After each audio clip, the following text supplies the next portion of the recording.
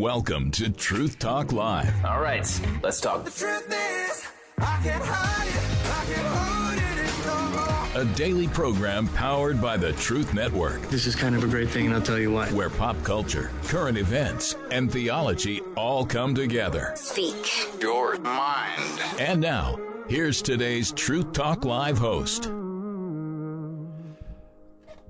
I'm humbled to be with you today, and I'm honored to be with you today to talk to a woman of God who is with me. And I might ask you this question, listeners out there. How many churches have you planted? How many people have you led to the Lord? How many countries have you been to share the gospel of Jesus Christ? Today you're going to hear a remarkable story of one of my spiritual heroes. Someone who is a woman of God who loves Jesus, who on the way into the studio, she said her favorite two words of all time are "follow me." And she wasn't talking about her either, I can tell you that right now. We're calling her today Maggie, Missionary Maggie. And she is with us, and our normal host on Mondays is our amazing man of God friend, Utah Missionary Russ, who is not feeling so well today, but he'll be back on next time. But we're grateful for Russ East and what God's doing through him and the Truth Network all across the Wasatch Front. What does that, Stu? Well, maybe find out what that is. Maybe get on an airplane instead of just going skiing to Utah. Go to Utah and share Jesus with all the people out there that need him. One of the least Christian areas in the entire United States of America, where the Truth Network is beaming bright on 50,000 watts. And we just got a new transmitter, thanks to all your prayers, that's like a Band-Aid. We're still trying to get our technical up there. But anyway, Missionary Maggie, it is such an honor. Speak right into that mic. Put it on your chin. Good to have you here on Truth Talk Live. How are you? I'm doing awesome. How are you doing? Thanks for brightening up our day. I am super excited because I love to tell people about Jesus. Well, you love to do that, and you've been in how many countries doing that? Well, I never counted. I've been in Siberia and Belarus and Moscow and Kiev, Ukraine, and East Asia, South Asia. Oh, my soul. A lot of places. You've got a passport that's got all kinds of stamps on it. Missionary Maggie, you're on today. Thank you for taking the time. Thank you to my buddy Perry for bringing you in here, all the people that have supported you. Our church has supported you. We have so much going on, so much common DNA spiritually. Let me ask, I love it out of the gate. I love asking this question to my guest. Who is Missionary Maggie? Well, I am a person that you never would dream could end up serving Jesus because I have a terrible past. And I always want God to use my past to be able to draw people to Jesus and let them know that it doesn't matter what you did before and who you were, because I'm a brand new baby in Jesus Christ. And you can go and tell about him anywhere in the entire world. Yeah, and before you really became Missionary Maggie, there were a lot of missionaries pursuing you. There were people praying for you. Yeah. How do you describe that life? Because people hear you, they see you, they hear the amazing stories. I mean, I'm not going to get through any of these points here. I mean, Brother Perry hands me this sheet of, my brother Hudspeth hands me this sheet of things, of all these biographical, amazing, spiritual, just things God's used you to do, and you give him all the glory. I'm not going to get through all this. And people hear you speak, and they go to your studies, and you've been all over the world, and you've helped plant churches, and you've helped bring people to Christ, men and women. You've encouraged pastors in all these different language groups and people groups, and you've been kicked out of countries for the gospel. But a lot of them don't know about who you were before Christ. Can you talk a little bit about that, and about, for those hearing, maybe they think, I can't be used, Oh, can they be used? Let's go there. That's my joy. Is because my mother died when I was 6, and I'm summing it all up, and so they split us all up and sent us everywhere, and I ended up coming back and living across the street with this family, but she was a believer. She was a strong believer, and so they took me to church every single time it was open. Of course, I was a little kid, 6 years old, and time I was 8 years old, my daddy remarried, and I had to go back home. So that is the only time that I was ever like in a real home where people really love you they just love you. Strong Christians. Wow. So when I moved back home, and I'm not blaming my mother or my father. My daddy got killed later at a train wreck. But the point is, if nobody else in your family and especially in your young age, if they don't go to church and, it doesn't matter and they're not concerned with it, you lose all that. There's no more Bible school, there's no nothing. And so the older I got, the worse I got. And I just wanted to get away from home. And I wanted to go in the Air Force as soon as I got out of high school because I said I'm going to go to get away from home and I don't ever want to come back. Well, what were those days like in home? Like, you were in this godly family that loved you, took you to church. Then you go back to live with your dad and, who had remarried. And so there was some sticky stuff, some kind of rough, kind of rebel without a cause stuff going on in those tough teenage years between teenage, college, and when you're looking at going to the Air Force. I remember when I was in the 7th grade, and my daddy was always busy on the railroad, and I just wanted him just one time to pay attention to me. I just wanted somebody to love me so bad. And I'm talking the real kind of love. I'm not talking sexual love or just say, I love you. I mean real love. Yeah. And so I went to school, and I made up a story, and I told him I was pregnant when I was in the 7th grade. Because I had a plan, and I knew they'd pull my daddy off the railroad and call him in and tell him, I was not pregnant. You just wanted your dad's attention. Wow. And I thought it was a great plan, and I didn't care about my reputation. And then the next day, this was a long time ago. It's a long, long time ago. So they were so upset and called my father to come in, and I went in the principal's office the next day, and he didn't show. They said he was busy. And so from that time on, I just said, it just got worse. And then I started drinking with a bunch of guys because why did I start drinking with the guys? Because they paid attention to me. Yeah. Only just cheap attention, like, oh, hey, come on, they were in the leather jackets. You come on, we'll take you, we'll drop you off, or we'll do this. And it just got worse and worse. So I'd gone in the Air Force. And then when I got in the Air Force, I was here a couple years, and then I got stuck in the all-male squadron in California. Everybody drank, just the majority of them. Right. I was with all men. Language probably wasn't so pleasant either, I imagine. No, it was bad. I never met a saved person when I was in the Air Force. And then I was so miserable, so I tried to kill myself. And then I got stuck in one of those, like a psycho ward or whatever, for 2 months, and all the people from Vietnam were coming in. They were all shell-shocked, and we just sat there and stared at each other. And I remember they made me go to counseling. This is what I want people to hear. And they made me go to counseling for 2 solid months every day. Nobody never told you about Jesus. I knew about Jesus when I was little, but that's different when you're a little child. It's not the real facing temptation and stuff.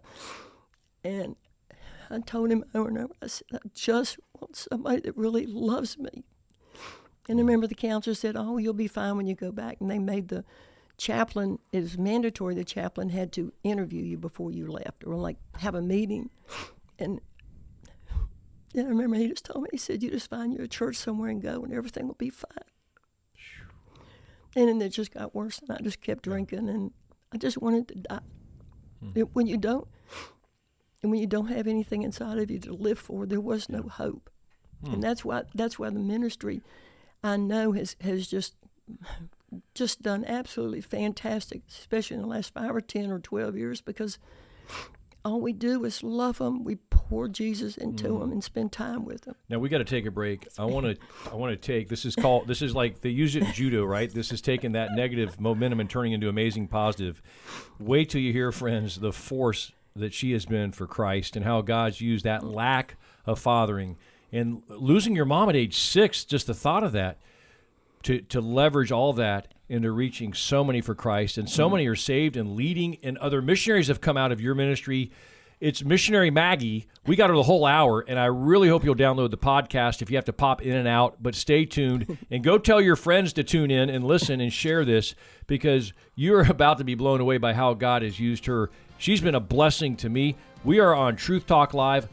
I'm Stu Epperson. If you're live and you're hearing this and you want to call and ask your question, you can, 866-34-TRUTH. We'll be right back with what happened after the Air Force. How do you go from the lowest of low, with all the father wounds, to bringing the Heavenly Father's love into the lives of so many all over the world, from Siberia to East Asia? We'll be right back. Truth Talk Live. Don't touch that dial. Hang on.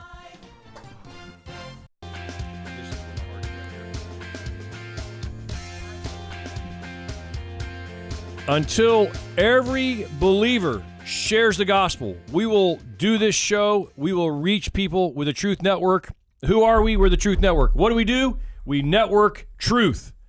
So we talk to people about all kinds of things, pass out cards, do a lot of that stuff, friends, but pass out Jesus cards, like our Share the Truth cards. I'm going to load you up with a bunch of these. They're amazing. And you hit the QR code, and guess who pops up on your phone? Me.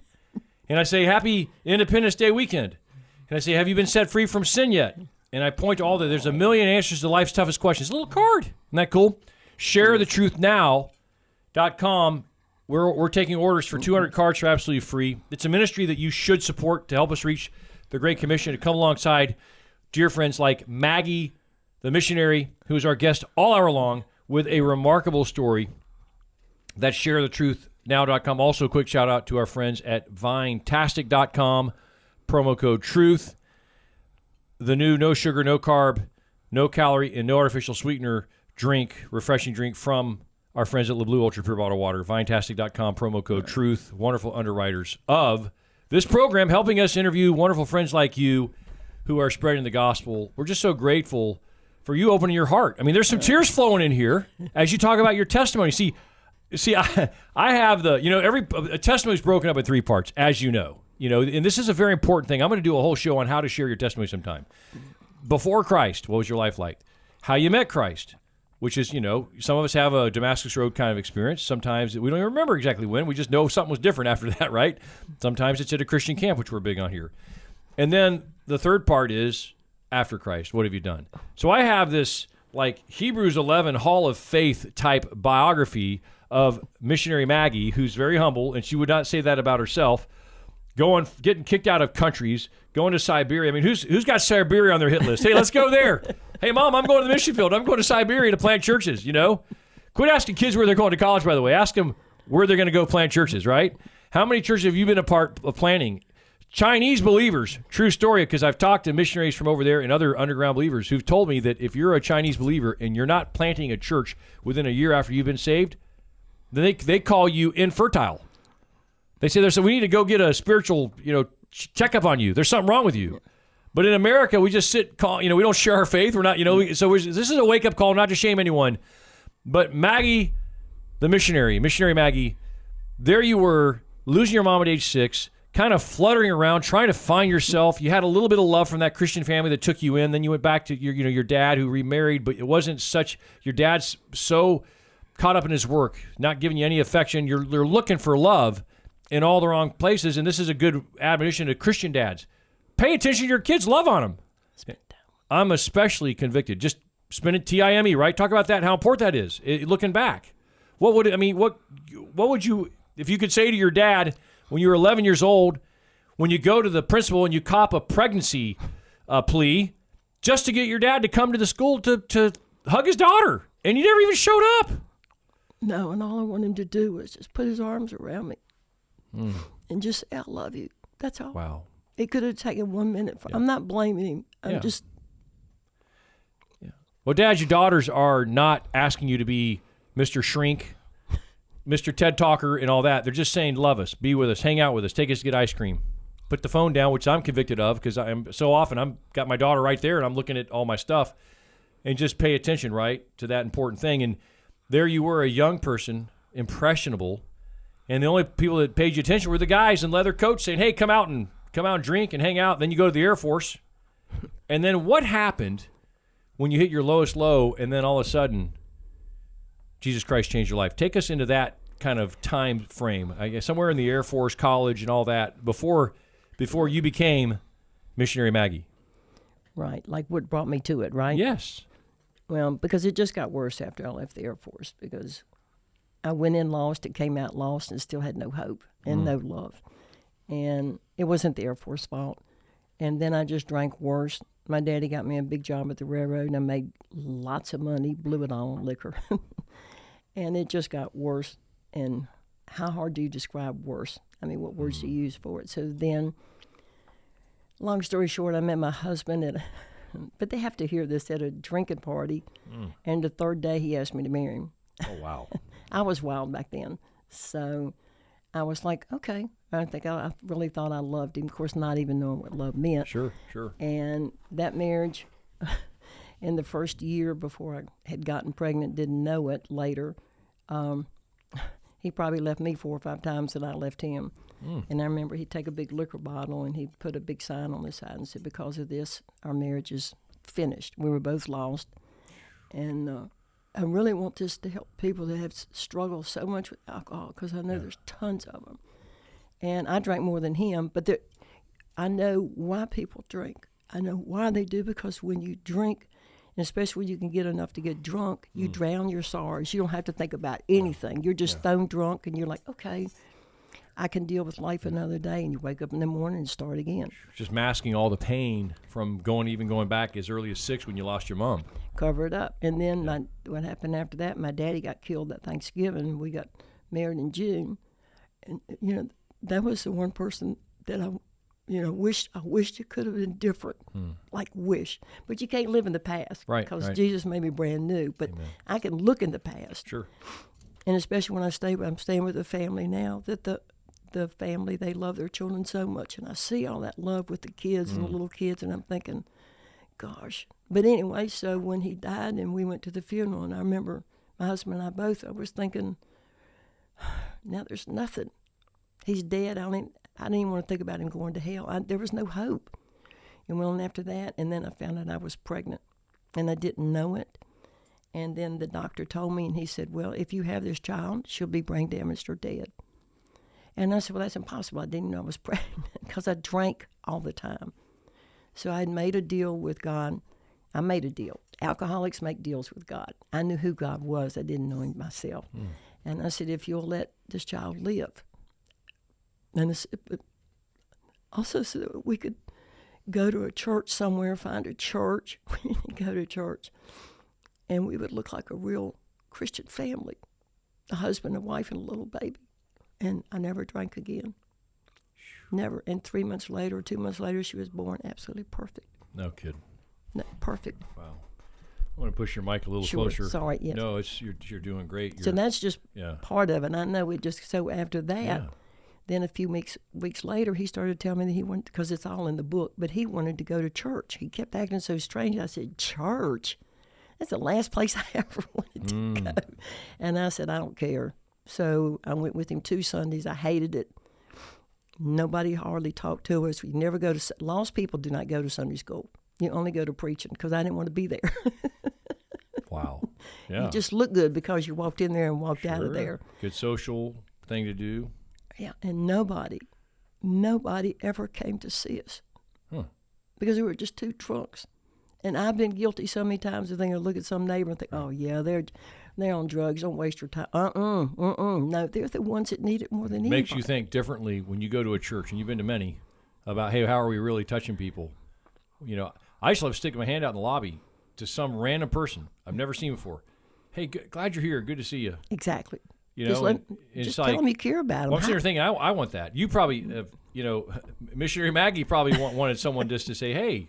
Anybody. Could we come visit you sometime, or how? Or you knew the neighborhood, or? Yeah. Come get in our small group, or come to our Sunday school class or something like that. No, they didn't want people like me. But you're going to church. You made this promise to God, hey, if you'll, I'll get cleaned up if you'll let this precious child live. And that worked out. What happened to get you back to the Lord? Well, so then I'm condensing this, believe me. So then my husband just kept acting so strange. This is such a good part of the story. And I thought, what is wrong with him? I'm still pregnant. The baby's going to come sometime, So I remember I took the bulletin, and I went the next morning, and I called the preacher up. He didn't. It was in a Baptist church. I didn't even know. Okay. South, north, or tell us where geographically. We don't have to tell us exactly, but we'll talk more about that and what happened to bring Missionary Maggie to Christ, and then wait till you hear the places she's gone. She's like a modern-day female Apostle Paul. I mean, how do I even compare? We're going to talk about her, more of that, and you'll be blessed by these miracle testimonies. More on Truth Talk Live. Download the podcast, everyone, and listen where you can on the Truth app. It's free. I can't tell you, But it's important to hear how my husband got saved. Oh, my soul. Friends, I can't. I'm just like dialed in. This has been nonstop since I walked in the door to the Truth Network. Well on time to do the show. Now, I know I'm getting smirks in the audience, but I was in plenty of time. And I had a coffee meeting with some dear brothers in Christ that are part of a men's Bible study, some of my mentors. And we went to 5 coffee shops. Every one of them was closed because there's a power outage downtown Winston-Salem. It's nuts. So we finally found one, and we got coffee, and we got in the Word. And I said, boys, we got to go. And one of my dear brothers, Jamal, is praying. And I had to stand up and kind of slide out during the prayer. I hate doing that, but he was so gracious. He was praying for you. He's praying for the show. And then I wheeled in, and I got to meet, and who I've met many times. You've stayed in our home. You have an amazing story of Christ and how you're spreading the good word all over the world. Missionary Maggie is what we're calling her.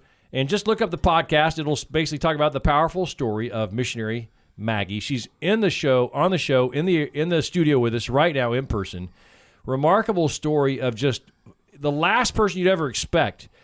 Alcoholism, living crazy, living for the devil, and then God did something pretty remarkable to say. And you're married, you got a precious little baby, but you finally broke down and you called the preacher. You picked up the bulletin.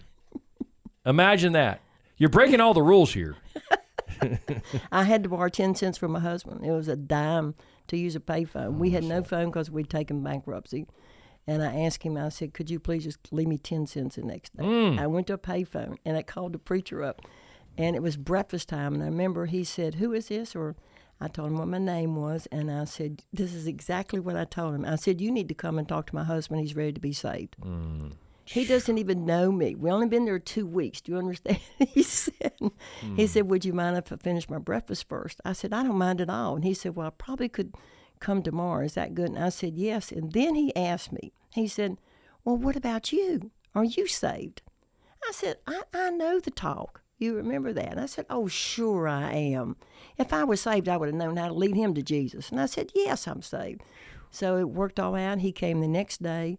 It's a long story into that, but it's in the book. So when I come into the apartment, after I was gone, the preacher did come, and my husband met me at the door. And he ended up becoming a bivocational preacher before he died. Oh, come on. Yes, both drunks. And so he looked at me, and he said, you're never going to believe who came today. And I said, I don't know. And he said, nobody's ever come to see us.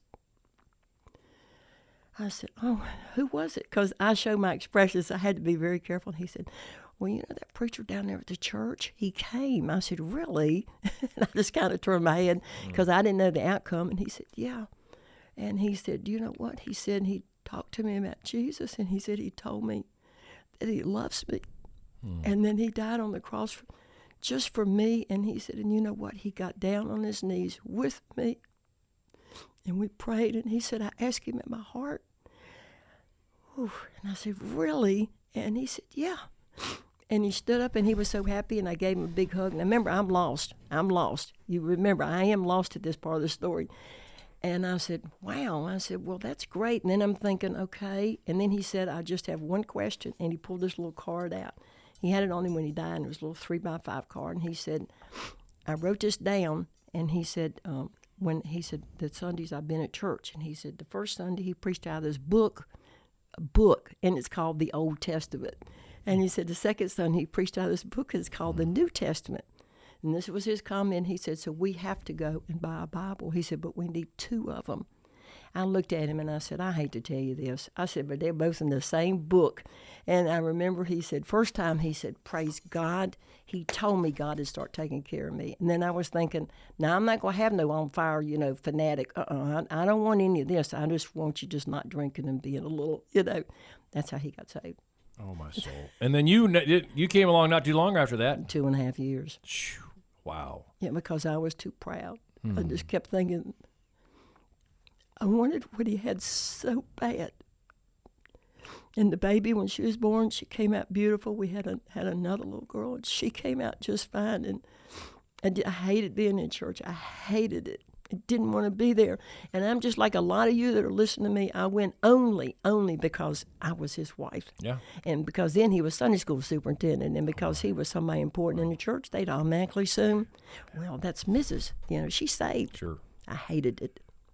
Well, what happened? How did the Hound of Heaven get a hold of Maggie? That's what I want to know. Yes, because I would like to go to his Sunday school class because he was a good teacher. He really was. I always sat on the front row because I won the sword drill. Anybody knows what that is when I was little, when I knew that woman, and I knew verses and where they were. And I always sat up front so the preacher could see me in the class. And he was talking about Pharaoh when he hardened his heart. And he asked me, he said, here, how many times did Pharaoh harden his heart? And I said, wait a minute, I'm going to tell you. I looked it up, whatever, 4 or 5 or 6 or something. He said, okay. He said, now how many times did God harden his heart?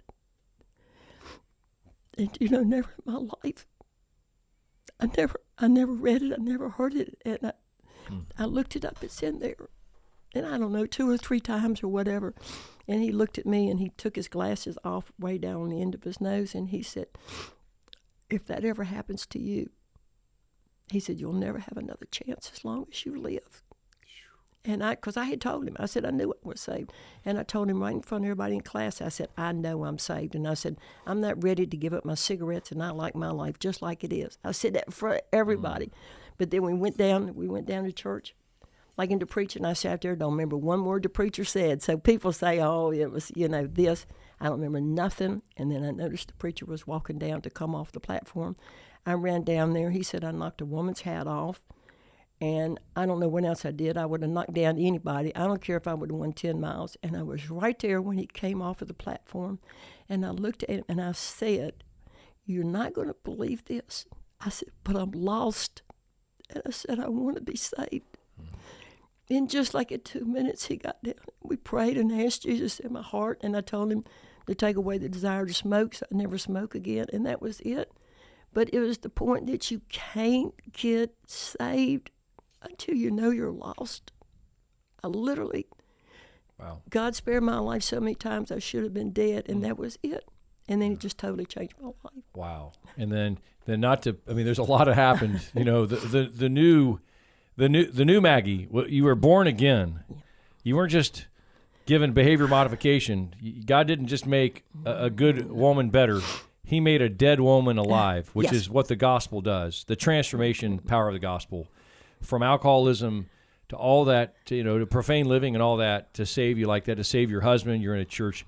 And then you made the mistake, after being challenged by one of my mentors, man of God, to go on a short-term mission trip. And that changed everything in your life. Absolutely, because it's when I'd moved to another state, and I remember when he told me they had these short-term trips, and I told him, I said, nobody never asked me before, could I go on one? And I said, I don't have any kind of nothing. And I said, all I know how to do, I worked in the store. And I said, I don't have any college. And he said, absolutely, you can go. And I went. And I just thought I'd go. And I prayed and saved my money, and people gave. And after that, I got there, God called me to go. And I'm like, oh, no, you don't understand. And I made this list of so stupid of what my security was. And all I had for security was my stupid job. Okay, I'm talking about his work, just for a grocery store. We're not talking some big business. But you're just looking at your life, like what's really important, just your priorities in life, and your job is right up there above everything. Well, because I was a widow and I had to take care of myself, Sure. But then I said I'd have to leave my kids, I'd have to leave my grandkids, and had an old junky car. And I said, no, I can't do that. Wow. And this is like 1998. 1998, exactly. Back in there. And so exactly. And so I can say his name, hopefully, the Pastor Courts, who's been a huge impact on my life, and he's with Jesus right now celebrating, and he's already connected with your husband, who he had a huge impact on, Yes. and now through both of them, look at you. Wow. So you went to something changed, something clicked when you got radically saved by that pastor and through the teaching of your husband in Sunday school when you fought it for so long, but something radically changed when you set foot in, I believe it was the Ukraine for that short-term missions trip. First trip. And I imagine some of my regular offenders were there, Brother Perry and Brother Dennis Lennon, and who I call Daddy Warbucks, and some other men of God, Alan, and oh my soul, and Brother Scott, Brother Reed, and some other guys that really championed that.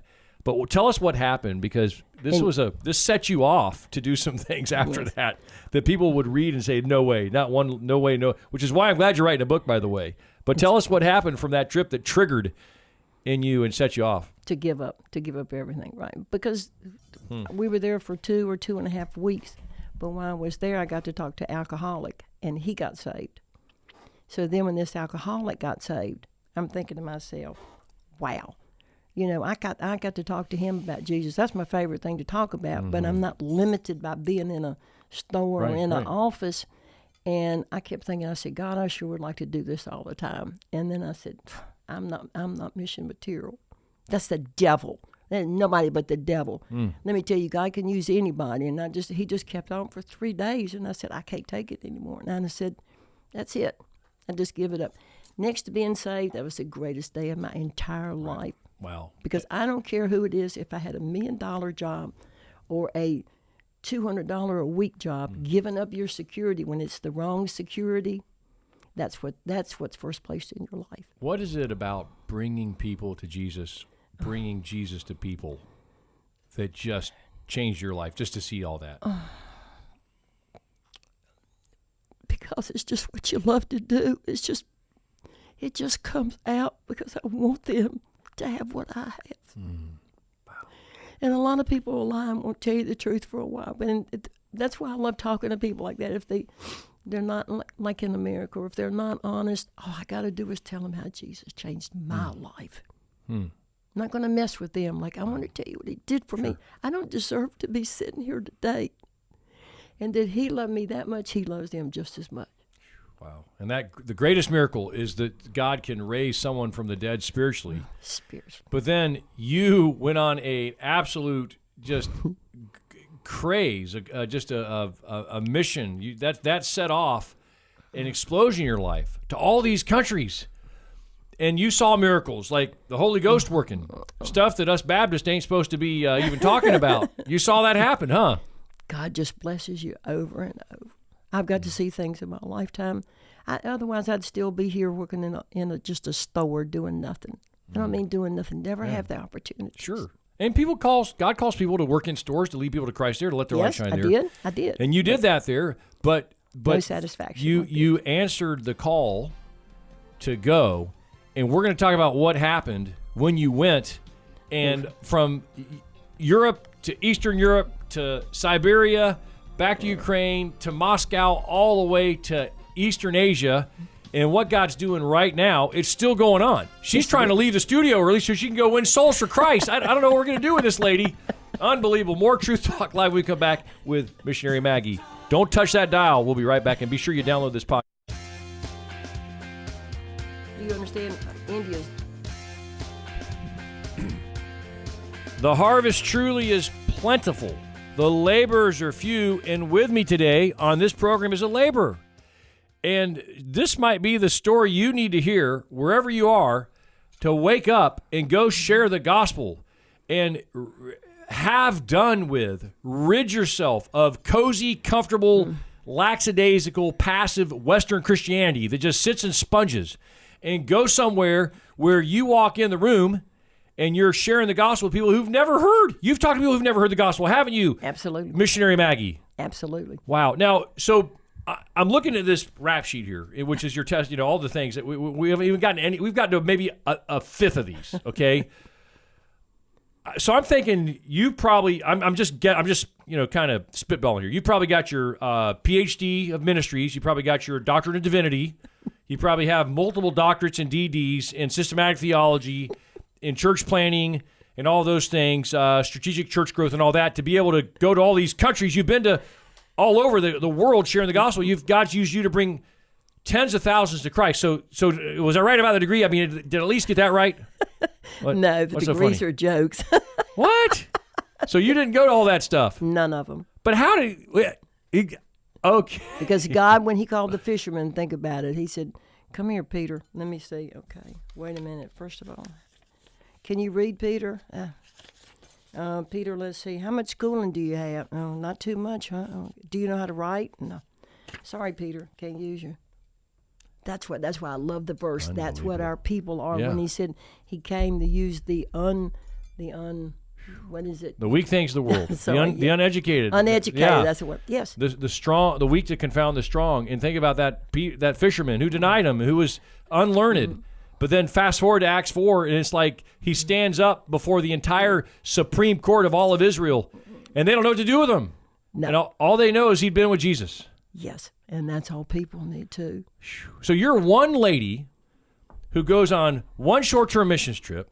You're a widow, so you could be just drowning in your sorrows. Oh, my husband's dead. Woe is me. I'm done. And yet, now you have 3 kids. You have 7 grandkids, but suddenly you start going to these foreign countries. I mean, all over the world, from Siberia, Russia, Ukraine, Asia, all over Asia. And what happens? It's the same thing. You just see God work. And when you realize it's not you, all he asked me to do was go. And when I go, he does the rest. Do you know what all the people in all those different countries, they've all told me the same thing. I remember working with a Muslim family when I was in Moscow, and they said, "You just love us so much." What do you think they're looking for? They want somebody to take the time and sit down and spend time and tell them how Jesus changed your life and what they could have, because they need that. They're hungry for it. What is an example? That's a great example. What's another example as you think about all these years, decades, going on nearly 3 decades of just serving Christ, just going overseas? I mean, your passport has got to be stamped by all kinds of places. What's a story where you saw the power of the gospel at work that comes to your mind that really jarred you and kind of almost like just shell-shocked you to think, wow, this thing is so much bigger than me and anyone else? What would tell us maybe a story about that where you just saw and it just rocked your world? Well, there's so many, but I would right off I would think about Siberia. That was the first place I'd ever been. But I was my Russian was not good then, but I worked on it. God helped me. Okay. I love Russian. Wow. So you speak how many languages? Russian, Hindu, and English. That's it. That's gracious. Well, that's 3 more than me.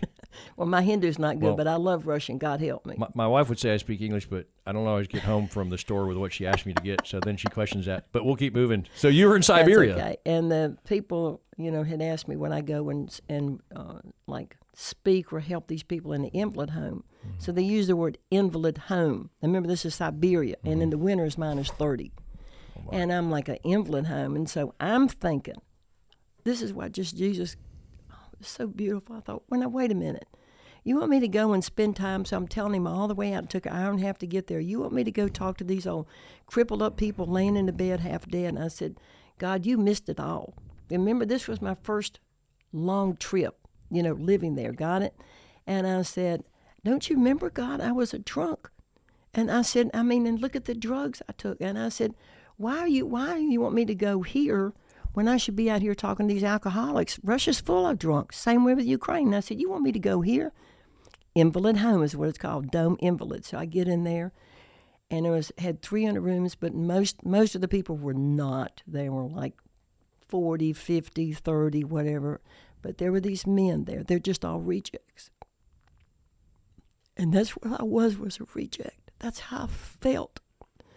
All that time when you don't have Jesus, you never fit in. Your whole life's a disaster.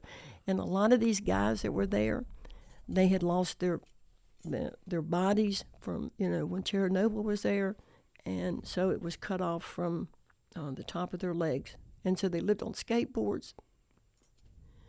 And at the beginning, they didn't want me getting near them, and I went there to teach Bible, and I would go to their rooms and just stay for hours. It was very hard emotionally, but when it was freezing cold and I would go in there, once they started warming up to me, not figuratively warming up, and they were on their skateboards and had these little blocks, and they held up to the blocks, and they did like this every time and rolled up to the door with -30 outside, and they all just looked up at me. It's hard enough to look at anybody when you're full height, and they're just crippled and mashed for life just because of Chernobyl. But they wouldn't come to the Bible studies before, and I knew right then. And I thought, God, I'm so sorry. I kept thinking I would use what I thought you'd want me to use because of Russia, because I was a drunk. I got experience on this. I could tell you what God did. But you put me somewhere where people are so hurting for love. And I can guarantee you, I would stake my whole life on it. When you pour into somebody like that, it is so rewarding. That's what, once you experience that, there's no turning back. Wow. And then you look at, even fast forward, you go to Eastern Asia and these Asian countries that they're not 30 below, they're like 130 degrees, and it's blazing hot, and it's spicy food, and you're trying to learn the language. And I hate it. But the numbers you told me are thousands are coming to Jesus. Yes. Talk about that. Well, what that's like. I had met this one person when I got there, this one guy, and he's like, they call him the man of peace, And he had been looking and looking for, he had no hope. He was just like everybody else. So after he accepted Jesus 9 months later, he became the one I poured into, and I studied with him for 3 years because I knew he was going to be the Paul. Because like right now, I'm sitting here and he's there. You can't be in the same place all the time. But we have studied and studied and studied and started groups, but we spend months and months with the group. The average group is 9 months, 8 to 9 months before we let them accept Jesus, because there are a lot of them are different faiths, and you just can't. Right. If you're not strong, you're not going to be able to take persecution over there. Major spiritual warfare. These countries are hostile to the gospel. Huge, and we had a woman killed 3 months ago, and because she was out teaching a Bible study. The crime of teaching a Bible study, that was her crime, and they killed her. Yes. And her husband was doing another Bible study, and he came back, and he didn't know it. She was 51 years old. 51 years old. And I know she's with Jesus. Yeah. And she took some with her to the Lord, too. And Missionary Maggie, let me ask you this, put this in perspective for our listeners. Our problems here in America, we got issues. Everyone has problems. And our prayer request sessions at our Sunday school classes are filled with, such and such hurt his hip, or such and such got a little, fender bender, or this and that, about people who are going to go to heaven and die, die and go to heaven one day. But talk about the plight of the believers you're with every day in Asia, in these other countries that are brutally persecuted, like this lady, just for leading a Bible study, 51 years old, they kill her. Yes. All the ones that we've had, they've been so persecuted. And a lot of them, you wouldn't believe how terribly they end up mangled up and mashed up. But it's the same with every single one of them. Well, I've told them over and over, I'm like their mom because I'm older than them, and that's my position, and they're my children because we got to lead them to Jesus. But I've told them, like even after this last time, when that woman was killed and we were just all devastated, I said, I just want you to know, if you're afraid to ever go out again and talk about Jesus, and I said, I don't want you to think that we're forcing you to do that. Wow. And they looked right at me and they said, Mom, you read to us in the Bible that Jesus said, go. We'll never stop. Wow. And that's the kind of love that they carry with them, and that's what drives them. How can you willingly go, knowingly go into these countries that are hostile to Christians, like literally execute Christians, kill them, they make them go away, they cut their heads off, they burn them at the stake? How could you go to these countries, Missionary Maggie, knowing that? I'll never stop. You got grandkids. Yes, I do, and I love every one of them. But I told them before I left for the field years ago, I said it wasn't my decision. I said God called me. I said I just didn't pick up one day and said, okay, I think I'll just do this for a while. It's when the call comes, and it doesn't make me any better than anybody else. I have to live with it if I told them no, and there's nothing more rewarding. What would you say to our listeners? We're almost out of time here. What would you challenge our listeners out there, and just in the final 20 seconds of the show? And we're going to try to do some bonus coverage here, after the show. Keep the tape rolling for the podcast. But tell us real quick, as for those that are just with us right now, to realize if you just pour your life into somebody else, ask God to show you somebody out there that's so desperate and needs Jesus. And when you get focused on that, the other things go away. Wow. You're the one that gets the reward. And that's something. Thank you for blessing us today. Bonus coverage, True Talk Live, a special visit. We don't know how many more times we'll be able to talk to Missionary Maggie, but I'm fascinated by the fact that every person that you minister to, and every new believer, you write their name down. Why do you do that? Why is that so important? Because God wrote my name down. Wow. In the Lamb's Book of Life, I used to put their first name, not the last name, but the time they were saved and the date. And it took so long, I had to leave the date off. I mean, the time. I'm sorry, some would be like 11 o'clock at night. So now it would be like your first name and the date you were saved. And I have everyone because they're that important to God. Wow. What's the biggest transformation you've seen? Maybe someone who was full-blown antagonistic to the gospel, that God changed their heart over time through your gospel ministry and through the others' gospel ministry that God used you? Who comes to mind? Or what's a cool conversion story, just to give our listeners a little dose of that? Yes. Well, I can tell you like where I'm at now. Yeah. That it takes a long time before I do not like forced evangelism. I don't like it at all. I don't mean that the wrong way, but because you got to understand what you're doing, and they got to understand what you're doing. And I don't want you to just say yes, okay, and then you're empty inside and walk off.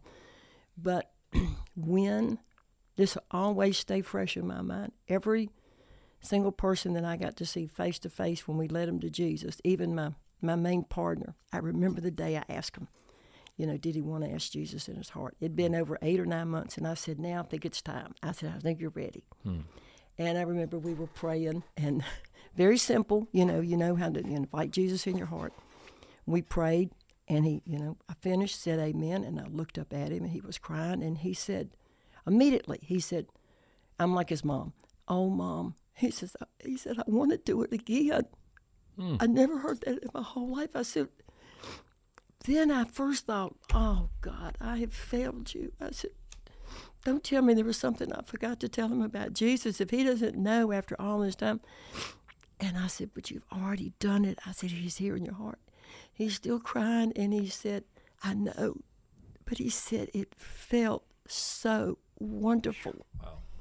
And that's the picture, and that's the same thing that our guys have done when I have been with them, the same identical thing. One of them begged me 7 times because I believe with all my heart that they were in such darkness, evil darkness, because with all the idols and everything else, and then when all that's gone and they come in this beautiful light, they're like, oh my gosh. And he said, I just want it again. Wow. I want that feeling. Peter 5:8 says the devil prowls about like a roaring lion. What spiritual warfare have you seen in all these years on the field? And you talked a little bit about it there with the blocking, the hard soil toward the gospel. But what spiritual warfare have you seen? Well, usually, are you talking about how they tried to kill them or what? Well, yeah, just how have you seen the devil at work, in these countries that, we see spiritual warfare differently over here. Yes. Mainly it's just in our passivity. He just doesn't want us to share the gospel. Yes. And so we just kind of... Because of first of all, I have to say because of the hatred for Jesus. I tell you right now, that is the greatest proof of God's word more than anywhere in the entire world, the country that I'm at now, because they hate the name of Jesus. You can say God all you want, and you don't draw any attention, but you say Jesus, and all heads turn. Yeah. And I told our people there, and I mean this, and I don't mean it in the wrong way. I said, if they ever took me in and said that they were going to chop my head off, I'm just using this figuratively, just like you hear in the Bible, but if you'll just admit, you don't, Jesus is not your whatever, we'll let you live. Right. Deny your faith and you can live. Sorry. And that's a real scenario in other countries. Yes. And I have told all of them, and I said, I will look right at them. And I said, I will tell you. I said, let me tell you something. You just proved to me that our Jesus is real. Because you don't hate me. Wow. You hate who I stand for. And it would be with honor. It would be with absolute honor. Because you wouldn't keep me away from him. I would be with him. Wow. And I mean that. I don't mean that in a... They just live it out, the hatred for Jesus. It's hatred. And I've seen them over and over try to kill some of our people. And all of their families, if somebody gets saved in their family, they're big families. Then all the other people in the family, they're very mean to them. Do you understand? They're very mean. Yes, ma'am. Yeah, and so we at our Wednesday in the Word, we had an Indian missionary come, and at the end he told us to pray for them, and he spoke of a martyr's prayer commitment that all the church planting Indian missionaries had to sign and pray before they could go out because a bunch of them wouldn't come back. A martyr's prayer. I just hadn't heard of that before, but it showed me how graphic and real that is. Oh, yes. Well, I haven't heard of that, but I'll tell you something beautiful. So I was teaching the guys one night, and it was, you know what's so exciting? Teaching the Bible when they never heard the story. I mean, we know the stories. Right. And, you know, like I'm telling you, it was when Stephen, when he was martyred. So if you've never heard the story, right? And there were 7 or 8 of them, and my Hindi's not great, and I was doing it in English Hindi. And so I'm reading it about where, remember, they go and, you know, Jesus stands for Stephen. You know the story. Mm-hmm. And then, of course, he's killed. You know, they stoned him to death. And I looked at them, and I was telling them how Jesus was standing in honor of them, and you know how he was so proud of Stephen. So we're all sitting there at the table, and I noticed one by one, especially our last guy just got beat up. I remember he stood first, and then there were 7 more of them, and each one of them just stood. And I'm sitting there thinking, y'all don't usually do me like this because they're so respectful of me. I mean, like I'm their mom. They would never get up if it wasn't, you know, don't stand up in front of me. And I called our leader back, and I said, come back here a minute, because my Hindi's not great. And I said, what is going on? I said, why are all them standing? And they were crying. And then he told me when I read the story that at the end sentence that they thought I asked him, would you go and be martyred now? Oh, wow. And they stood. So they thought you were asking them, and right they stood now. up as a badge of honor. Wow. And every one of them stood. Isn't that something? We see it so differently here, but that's so encouraging and convicting. What's it like for you to see someone that you've brought to Christ and discipled go out and do the same thing? And to hear about the hundreds and even in some cases thousands of folks that have come to Christ through their ministry. What's that like for you, Missionary Maggie? Yes, no greater joy, because that's who you pour your life into. And when you pour it into somebody and you see God turn them into a brand new person on fire, they are the most dedicated, passionate leaders I have ever seen. Wow. We had to keep the tape rolling, but go back and listen to the early part of the show where this young lady here, her mom tragically passed away when you were 6 years old, but a family was committed to taking you to church, the family that took you in. And you went every week, and the seeds of the gospel were planted in that moment. I love seeing when my daughter and son-in-law bring the grandkids to church. I love it. Sometimes they're there, we're not. You know, it's kind of a rebuke to me, but it's encouraging to see them there, like the seeds were planted there.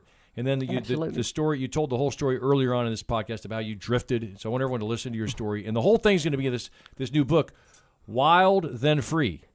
And remember, it's then, T-H-E-N. Okay. I'm saying that because to explain that, I was wild before. I was so wild. Yeah. Whatever you just read it, you'll know. Yeah. But the next word is then, but I was not free when I was wild. Yeah. And then once Jesus set me free, I can be as wild as I want for him. And I don't mean that in the wrong way. I can just, wherever you want me to go, Jesus, I'm here. Do this, do that, no boundary. How much, final question, how much have you sacrificed to be a full-time missionary all over the world like you're doing? Well, I miss my children. But, you know, they're all believers, and so I know we're all going to be in heaven. Yeah. And grandkids, too? You can see yes, them a I'm little bit, sorry. Yes, much. And I have a great grandchild now, and I hope my grandson's listening. So, yes, but they belong to Jesus. But there is nothing more important than get to tell other people about Jesus. What does great-grandma say, to those kids? Say they're listening to this when they're able to download podcasts from themselves on the Truth Podcast Network and download the Truth app, all that, shameless plug there. What do you say to them when they're listening to this? Maybe they're listening to this 10 years from now. Maybe you're in heaven when they're hearing this. What do you say to them? Well, no, because I asked God, could I live to 100? Okay, well. So I'm claiming that, but that's okay. Come to all of our funerals and say a good word, please, and share Jesus with a bunch of people there, because that's the only thing worth talking about at a funeral. You're going to put the fun in funeral, I can tell you that right now. So, Missionary Maggie, what do you say, though? Like your legacy, like kind of what's on your tombstone, and what you want your grandkids, great-grandkids to know about you as a kind of parting thought, you know, like what you would say to them? It's a great question. Give your love away. It's Jesus' love. And they're so hungry, just go and he'll find them.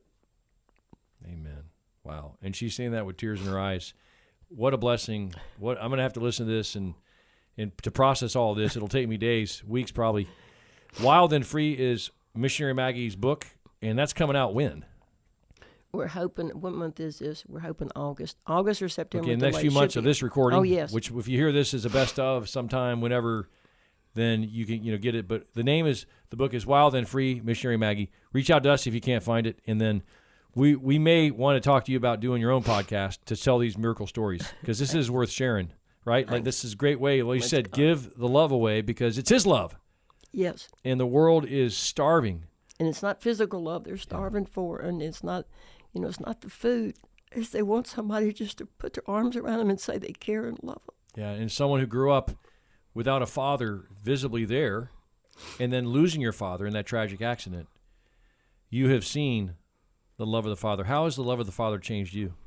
Oh, because He loves me unconditionally, because my past is so terrible. And that's another thing. It was so terrible, but that's past. It doesn't bother me. I don't care if you put a whole book and listed every single thing that I've done. I'm brand new. I'm free. That's the old. It's covered. It's taken care of. I don't have to live with my past. I share it because I want to reach out and help other people, because I know there's people out there that either think about they want to commit suicide or drugs overdose and what happened to them or what could have happened. I know I have been there, and they're just cover it up because they're so empty inside and want to be loved. Wow. That's why I wrote the book. Well, thank you for blessing us with that. Thank you for blessing us with this, being with us today. TruthNetwork.com. Be sure you download, obviously we are subscribe to all of our wonderful podcasts. We've got Nikita Koloff, the Man Up Show. We've got the Christian Car Guy Show. We got Peter Rosenberger, amazing Hope for the Caregiver. We got Hope in the Morning, a wonderful show by a Christian sister, Emily, who directs people to the throne of the Father.